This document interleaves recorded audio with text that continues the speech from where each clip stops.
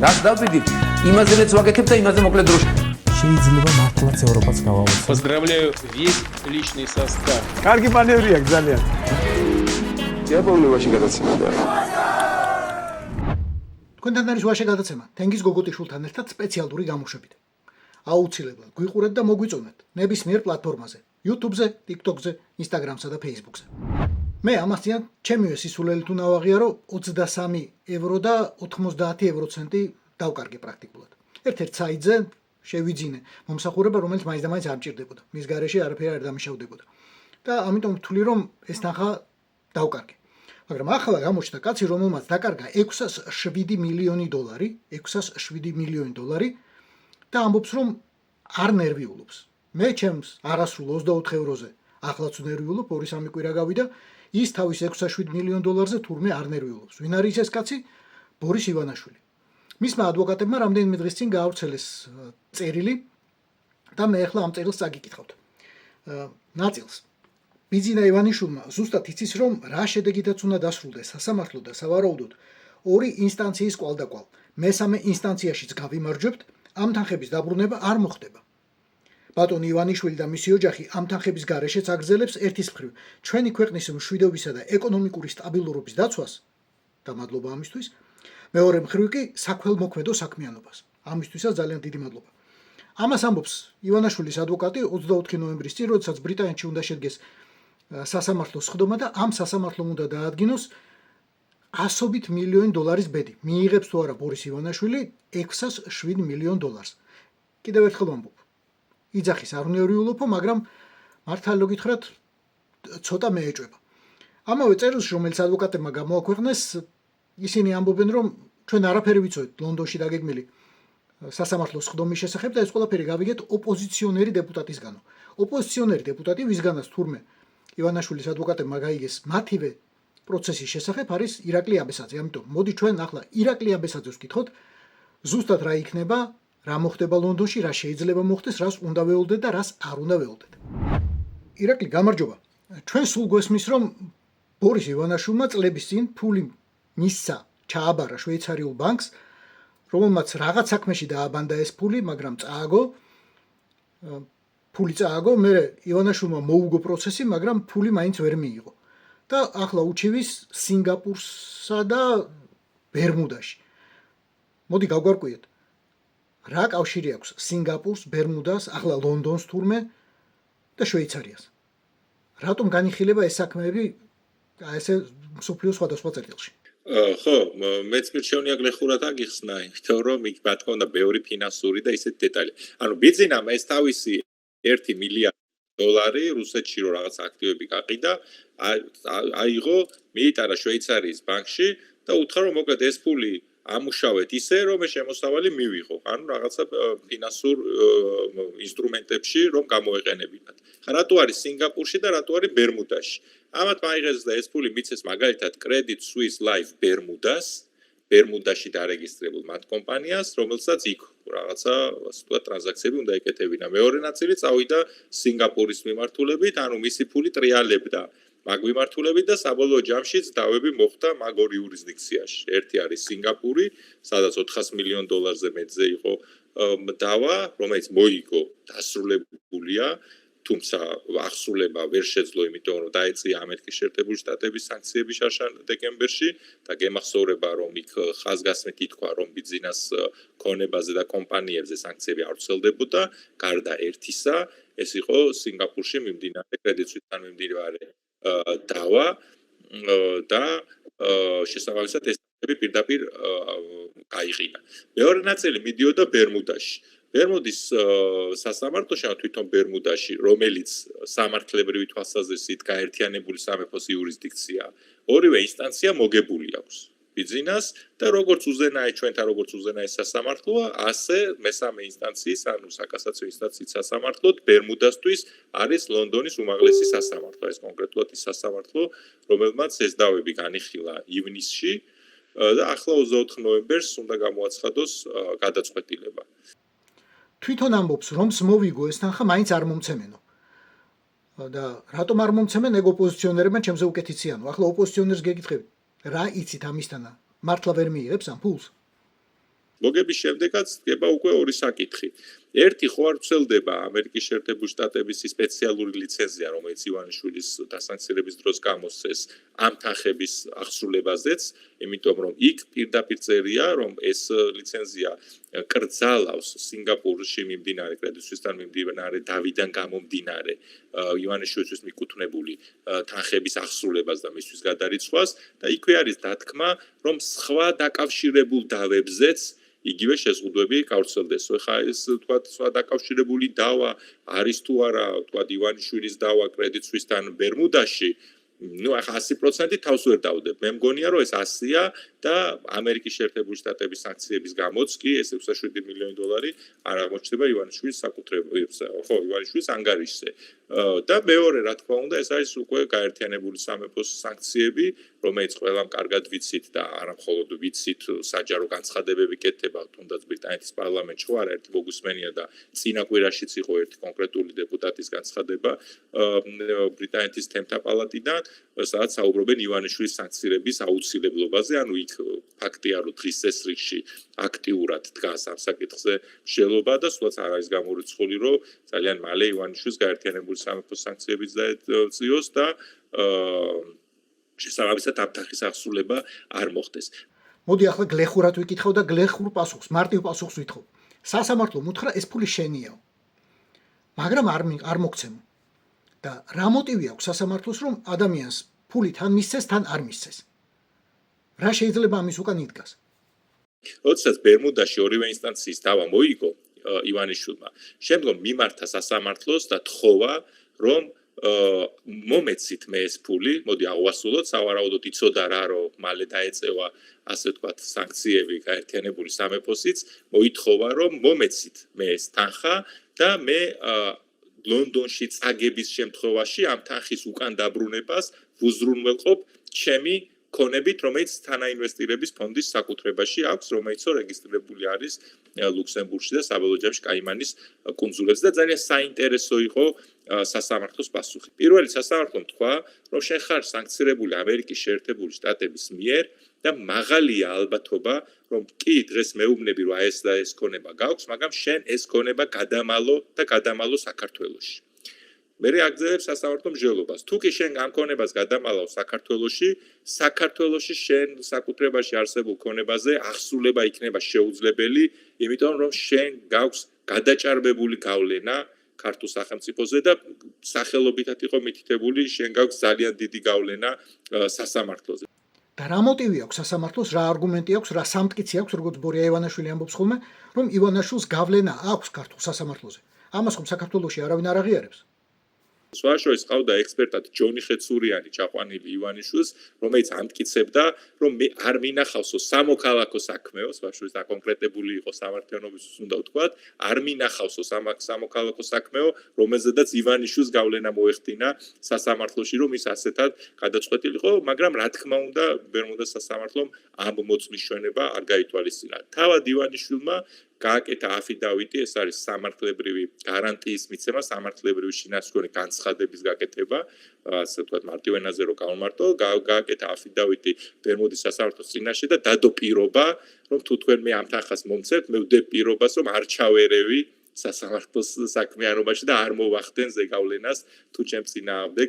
ძალიან ისეთი სახასიათო დავა იყო რა, აი ბევრი შტრიხი იკვეთება ივანიშვილის, ასე ვთქვათ, როგორ ეხვეწებოდა, რომ ოღონდ ეს ფული მომეცით და არ მოვახდენ სასამართლოზე გავლენას და ასე ვთქვათ, ჩემ სასარგებლო გადაწყვეტილების მიღებაზე ზეწოლას არ განვახორციელებო, რა თქმა უნდა, სასამართლომ ესეც არ გაითვალისწინა.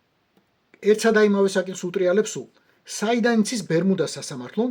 ბერმუდას, კაცმა არ იცის მე მგონი სად არის ეს ბერმუდას სასამართლო, რომ ივანაშვილი ტყუის, რომ ჯონი ხეცურიანი ტყუის, რომ ივანაშვილს გავლენა აქვს და მისი გოშია ვიღაცა მოსამართლე, არ ვიცი, კოჭლამაზიშვილი, მოსამართლე ჩაჩუა მილდენბერგერი თუ არ ვიცი, ვიღაც. საიდან იცის ეს ბერმუდას სასამართლო?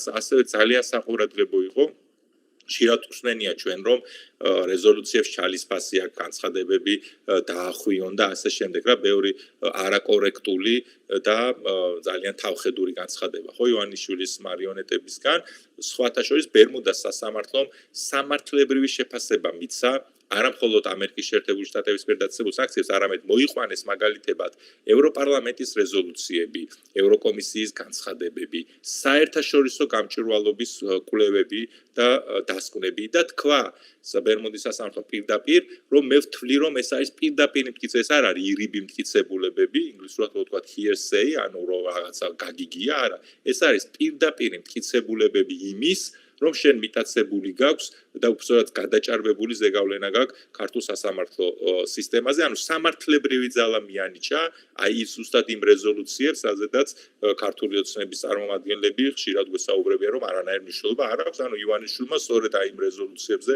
წაიმტრია ცხვირი, მოდი ასე ვთქვათ, და უარი ეთქვა იმ 6.7 მილიონი დოლარის ზეწუდომის მიღებაზე, რომელზე დავაც ახლა გრძელდება და ამიტომ სასამართლომ უთხრა, საბოლოო ჯამში სასამართლომ უთხრა, შენ არ ხარ სანდო პიროვნება, შენ შეიძლება ქონება გადამალო, შენ არ ხარ სანდო პიროვნება, იმიტომ შენ შეიძლება სასამართლოზე ზეგავლენა მოახდინო, ჩემი სიტყვებით ვიტყვი, მოდი პერეფრას უთხრა, რომ თაღლითი ადამიანი ხარ და ვერ განდობ 6.7 მილიონ დოლარს, ამიტომ მოიტანე დასავლური საბანკო ინსტიტუციებიდან საბანკო გარანტია და კი ბატონო, აიღე ეს თანხა.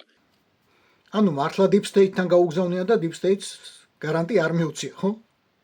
დასავლურმა საბანკო ინსტიტუციამაც რომ მოგცეს საბანკო გარანტია, იგივე მსჯელობას უნდა მიუბრუნდეს, რაზედაც ბერმუდის სასამართლოს უკვე ნამსჯელი ქონდა, ხო, იმიტომ რომ ბანკსაც ხო რაღაცით გარანტია უნდა მიცე, ხო, თქვათ, გახდა საჭირო, რომ საბანკო გარანტიის ფარგლებში ბანკმა აუნაზღაუროს, თქვათ, Credit Suisse ის გადახდილი 600 მილიონი დოლარი, რომელიც ლონდონში თქვათ წააგო ივანიშვილმა, ხო? შეიძლება იმ ბანკმა ივანიშვილს ხო უნდა მოთხოვოს 600 მილიონი დოლარი. ამიტომ როგორც ჩანს ივანიშვილს შეუძლებელი აღმოჩნდა. სწორედ მისი რეპუტაციიდან გამომდინარე პირველ რიგში, რომ მსგავსი საბანკო გარანტია მიეტანა, თავად შეიძლება გვითხრას, რომ არ მიღირდა და ძვირია და არ გადავიხადე და არ მინდოდა, მაგრამ ნუ ნათელია მარტივად შეგვიძლია ვთქვათ, რომ როგორც ჩანს, რომც მოენდომებინა, ვერ შეძლებდა მსგავსი ტიპის საბანკო გარანტიის აღებას ამ მოცულობის თანხაზე რეპუტაციული დასავლური საბანკო ინსტიტუციებისგან, ამიტომ ჯერჯერობით ამ 6.7 მილიონ დოლარზე წვდომა მას არ აქვს. ეხლა უკვე უნდა დაელოდოს საბოლოო გადაწყვეტილებას და მერე როგორც ვთქვით, სანქციებიდან გამომდინარე, რა შედეგი იქნება, ნახოთ. ასე რომ აი ესეთი საინტერესო პროცესი გადის ივანიშვილის სურვილი შეწვდეს 600 მილიონ დოლარს ევროპაში. იურიდიული ასპექტი რო განვიხილოთ ამ საკითხის. ბერმუდა სასამართლო მსჯელობს და თავის დასაბუთებაში ეყრდნობა შეერთებული შტატების რომელიღაც სახელმწიფო უწყების გადაწყვეტილებას. ბერმუდა რატომ უნდა ინტერესდებოდეს, რას ფიქრობს შეერთებული შტატები, რატომ არის იქ ეს აქტუალური? რადგანაც საუბარი არის ამერიკულ დოლარში თანხების ანაზღაურებაზე და ამერიკული დოლარის ტრანზაქციებზე, ასეთ შემთხვევაში ამერიკის შეერთებული შტატების ხაზინას აქვს შესაძლებლობა, რომ დააწესოს გავსი ტიპის შეზღუდვები და სანქციები, რომ მის მიმართ აღსრულება დოლარში არ განხორციელდეს, ამიტომ რა თქმა უნდა ეს მნიშვნელოვნად აფერხებს და საბოლოო ჯამში კიდევ ერთხელ გიბება არა მხოლოდ კონკრეტულად სინგაპურის დავაში Credit Suisse-თან მოგებული თანხა გაეყინა, როგორც ივანიშვილი თავად იძახის, სხვა შვეიცარიულმა ბანკმაც კი ამერიკის შეერთებული შტატების სანქციების საფუძვლად მოტანით უარი განუცხადა მის პირად ანგარიშზე უკვე არსებობს თანხები, ჯერ მის პირად ანგარიშზეც არ არის, ხო, და უნდა ჩაირიცხოს და ჩარიცხვას ეუნებიან უარს და თავად ივანიშვილი გვეუბნება, რომ მე პირად ანგარიშზე არსებულ თანხებზე წვდომაც კი შემეზღუდა, იმიტომ რომ ამერიკის შეერთებული შტატების მხრიდან ვარ სანქცირებული და კი ეს ასეა. გარდა იმისა, რომ პირდაპირ მოქმედების ზალა აქვს ამერიკის შეერთებული შტატების ხაზინის მიერ დაწესებულ შეზღუდვებს, იმიტომ რომ აქ რა ბერკეტია ხო ამერიკის შეერთებულ შტატებს, როგორც კი შენ მის მიერ დაწესებულ სანქციას არ ღვევ, მეორეული სანქცირება ვრცელდება იმ წუთას შენზე. ანუ შენ არ იყავი თავდაპირველი სამიზნე სანქციების, მაგრამ შენ ხელი შეუწყე ამ სანქციებისგან გვერდისავლას ან არ დაიცავი სასანქციო რეჟიმი, მაშინ შენ თავად აღმოჩნდები სანქცირებული და რა თქმა უნდა არცეთ საბანკო ინსტიტუციას არ სურს ეს რა თქმა უნდა პირდაპირ გაკოტრებას ნიშნავს საბანკო ინსტიტუციის, რომ ის დასანქცირდეს ამერიკის შეერთებული შტატების ხაზინის მიერ. ასე რომ ძალიან დიდი არა მხოლოდ სამართლებრივი ვიტყოდი ამ თვალსაზრისით რაღაც სხვა ტიპის ძალიან დიდი გავლენა აქვს ამერიკის შეერთებული შტატების სანქციებს, რაც თავარია უდიდესი რეპუტაციული დარტყმა, რა თქმა უნდა. თავად ივანიშვილისთვის შესაბამისად, თუ კი რაიმე საფუძველს ხედავენ შემდგომ მასთან სამართლებრივ ურთიერთობაში მყოფი სხვა კონტრაგენტები, ხო, მისი კონტრაქტორები, ყველა ცდილობს, რომ მასთან ურთიერთობა შეზღუდოს და სადაც შესაძლებელია, რომ მის მიმართ რაღაცის ასრულება არ მოახდინოს.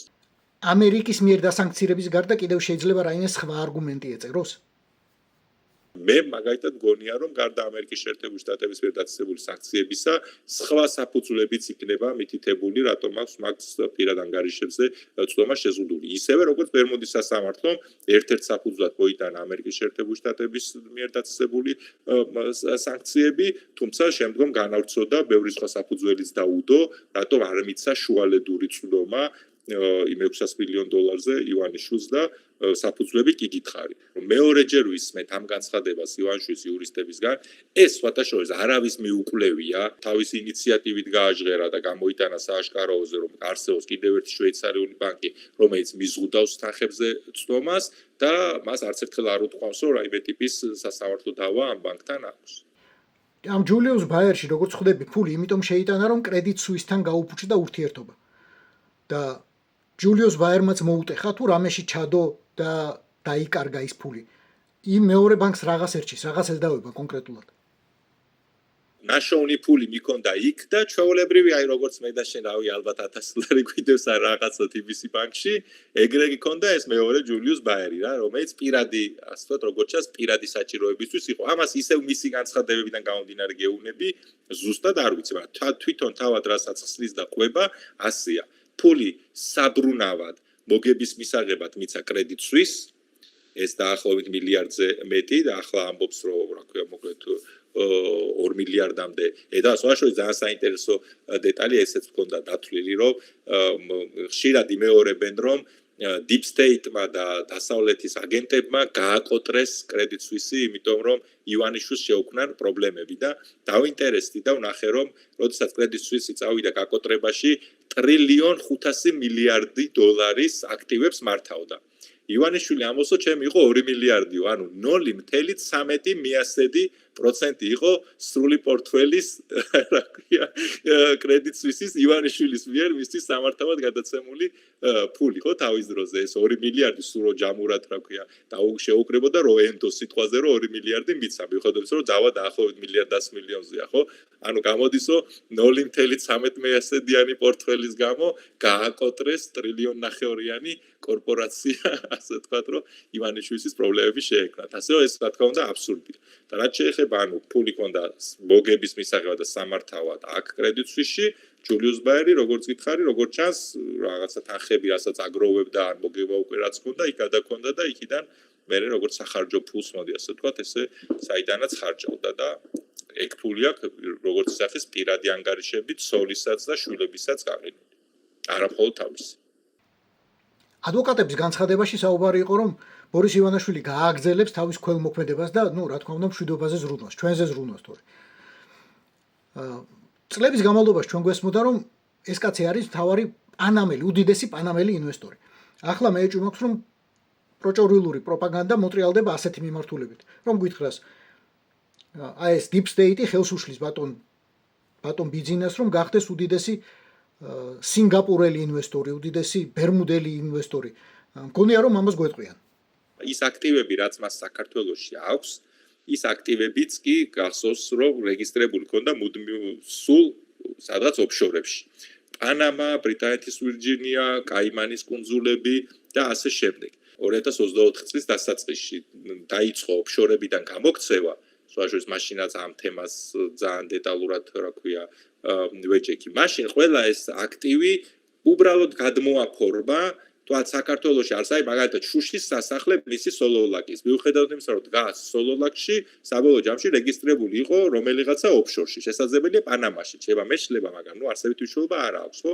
როდესაც ის გადმოარეგისტრირა საქართველოში არსებულ, რა ქვია, კომპანიაზე, ეს მაგ თვალსაზრისით იმპორტის აღრიცხვის თუ ბუღალტრული თვალსაზრისით გაფრთხილდა რომ შემოვიდა ამდენი და ამდენი ღირებულების ინვესტიცია და სიამდვილეში ეს ყველაფერი იყო ქაღალდზე. როგორც ახლა გვეფიქრებენ რომ ეკონომიკა ყვავის, გარბის და გერმანიას უნდა შურდეს ჩვენი და ამერიკის შეერთებულ შტატებს და სიამდვილეში ქაღალდზე ხდება ხო როგორც თავისი მაგალითად ნახატები შემოიტანა ხო 500 მილიონის დაახლოებით 9 მილიარდის ნახატები შემოვიდა შარშან ოფიციალური იმითი გასაგებია რომ 99% ეს არის ივანიშვილის ნახატები რომლებიც შესაძლებელია მანამდეც ისედაც საქართველოში ყოფილიყო მაგრამ ახლა გვეუბნებიან რომ აი ამდენით გაიზარდა იმპორტი და ამდენი ღირებულების საქონელი დაემატა საქართველოს ეკონომიკას სიამდვილეში არანაირი ხეირი უბრალოდ გამოფენილიც კი არ არის რომ მივიდეთ და ესთეტიური სიამოვნება მივიღოთ თქვა ამ თვალსაზრისითაც კი სარგებელს ვერ ვნახულობთ მისგან რომ სადღაც მაინც გამოეფინა თქვა ეროვნული მიზნებისთვის ეთხოვებინა რაღაცა და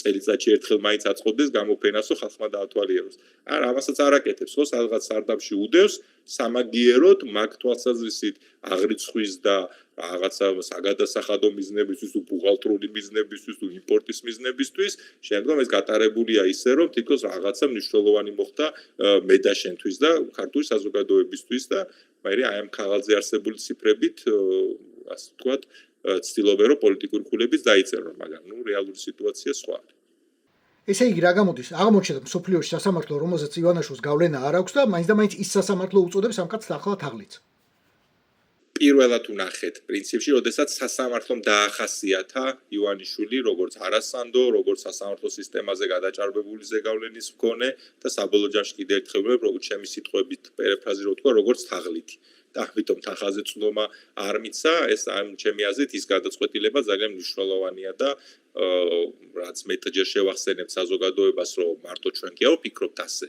აი დაჯდა სასამართლომ რომელმაც მიაკუთვნა 600 იმასაც ვერ იტყვის რომ მიკერძოებულიაო და deep state-ის გავლენაა ხო მიაკუთვნა 600 მილიონი დოლარი უთხრა რომ გეკუთვნის მაგრამ შენ ამას ხელს ვერ მოკიდებ იმიტომ რომ აი ესეთი პიროვნება ხარ ერთმა და იმავე სასამართლომ ხო ყველგან შეხასიათები ასეთ ცუდ ადამიანად მარტივენაზე რო ვთქვათ ამიტომ ან მოიტან დასავლური საბანკო ფინანსური ინსტიტუციიდან ყარ გარანტიას და კი ბატონო აიღე, ანუ ისიც კი არ უთხრეს რომ არ აიღო. უბრალოდ უთხრეს რომ შენ მიერ წარმოდგენილი გარანტია არ არის საკმარისი, იმიტომ შენ არასანდო ხარ. მოგვიტანე ჩვენთვის საკმარისი და ნამდვილი გარანტია, რომელიც უზრუნველყოფს ამ თანხის უკან დაბრუნებას იმ შემთხვევაში თუ შენ ლონდონში წააგებ და კი ბატონო შენი თანხები აიღე. ანუ პრინციპულად ვინმე წინააღმდეგი კი არ იყო რომ თანხები მოეხმარა და ასე შემდეგ, ხო? უბრალოდ უკან დაბრუნება რო ყოფილიყო უზრუნველყოფილი. თავად ბიძინამაც დაიფიცა რომ გეფიცებით არ მოახდენ გავლენას ოღონდ ეხლა ეს ფული მომეცი თუ არ დაუჯერეს არც ბიძინას და იმჟელეს იმ საჯარო ცნობილ და მათ შორის ბანკის მიერ წარდგენილ ოფიციალურ დოკუმენტებზე რომელსაც ჩვენი რეჟიმის წარმომადგენლები ჩალის ფასის ქონეს უწოდებენ და სინამდვილეში საბოლოო ჯამში 600 მილიონი დოლარის ღირებულების აღმოჩნდა პერსონალურად ბიძინასთვის და პოლიტიკური მნიშვნელობა რამხელა აქვს ნუ კიდე ცალკე თემაა და ეხლა მაგის ახსნა ამათთვის რა თქმა უნდა ის იქნება გლისთავზე სახარებას კითხულობდნენ ირაკლი დიდი მადლობა ველოდებით 24-ს ველოდებით რას გადაწყვეტს ბრიტანული სასამართლო და რას ეტყვის ბორის ივანაშვილს ხარ თაღლითი თუ არა ხარო მე კი მაინც ის ჩემი 23 ევრო და 90 ევროცენტი მტკივა და მართალი გითხრათ მაინც და მაინც ამჯერა ადამიანის რომელიც ამბობს რომ თურმე 607 მილიონი დოლარი არ სტკივა არ ანერვიულებს და მასზე არ ფიქრობს თან ამბობს კაცი რომელმაც რამდენიმე წლის წინ 800,000 ლარისთვის თუ არ მეშლება საკუთარი ქვისლი დააჭერინა ქვისლი საკუთარი ოჯახის წევრი დააჭერინა 800,000 ლარისთვის ციხეში ჩაასმევინა ამიტომ მართალი გითხრათ არ მჯერა როდესაც ამბობს რომ 607 მილიონი დოლარი შეიძლება არ ადარდებდეს 607 მილიონი დოლარი რამეს რომ შევადაროთ არის საქართველოს თავდაცვითი ბიუჯეტი ზუსტად საქართველოს სამხედრო ბიუჯეტი 2025 წლის წინ ანუ თელს ჩვენ არმიას თელს ჩვენს თავდაცვის სტრუქტურას ვინახავთ ზუსტად იმ ფულად რომელიც თურმე ბორის ივანაშვილს არ ადარდებს ხო და მე ეჭვი მაქვს რომ ეს ფული ძალიანაც ადარდებს და თუ კი ლონდონში ვერ მიიღებს გიბრალტარში თუ სადღაც ვერ მიიღებს ამ ფულს სხვა წყაროებიდან ამოიღებს ჩვენ კი ვიცით საიდანაც იღებს ამ თანხებს ბორის ივანაშვილი ამიტომ მოდი გავაფრთხილოთ პირდაპირ უთხრათ ძმებო კორუმპირებულებო ხარიბაშვილებო ლილუაშვილებო სხვებო და სხვებო მოდი თქვენ თვითონ მოილაპარაკეთ ვინ რამდენს ჩამოვა ვინ რამდენს დაუბრუნებს იმ ბრძენკაც რომ ეს დანაკლისი შეუსოთ თორემ ყველას ცალ-ცალკე მოგაკითხავ და აგი ჩემზე კარგად ხედავთ, რომ უკვე გაკითხავთ კიდეს და გაცილებით მეცაც ამოიღებს. სულიდან თუ არა მოგაზრობთ, ამოგაზრობთ თქვენც იცით საიდან. ეს იყო ვაში გადაცემა სპეციალური გამოშვებით თენგიზ გოგუტიშვილთან. აუცილებლად მოგვიწონეთ, გვიყურეთ და გამოგვიწერეთ ნებისმიერ პლატფორმაზე. YouTube-ზე, Facebook-ზე, Instagram-სა და TikTok-ზე. რაც დავდივით, იმაზეც ვაკეთებ და იმაზე მოკლედ დროში. შეიძლება მართლაც ევროპაც გავავოცოთ. Поздравляю весь личный состав. კარგი მანევრია ძალიან. იაპონიაში გადაცემა და